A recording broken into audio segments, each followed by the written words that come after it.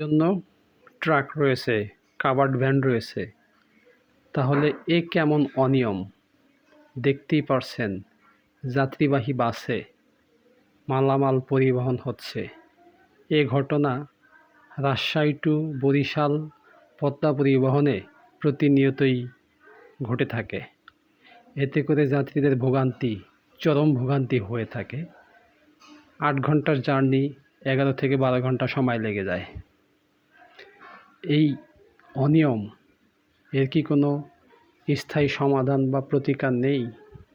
দেখতেই পারছেন বড় বড় লেবুর বস্তা যা রাজশাহী থেকে বরিশালে নেওয়া হচ্ছে ট্রাকের পরিবর্তে যাত্রীবাহী বাসে করে। এই বাসে এই ধরনের মালামাল পরিবহন বাসের যাত্রীদের জন্য বাস অ্যাক্সিডেন্টের ক্ষেত্রে ঝুঁকিপূর্ণও বটে। মালামাল পরিবহন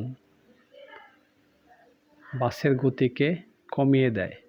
অনেক ক্ষেত্রে ব্রেক করলে বাসটি উল্টে যাওয়ার সম্ভাবনাও থেকে যায়।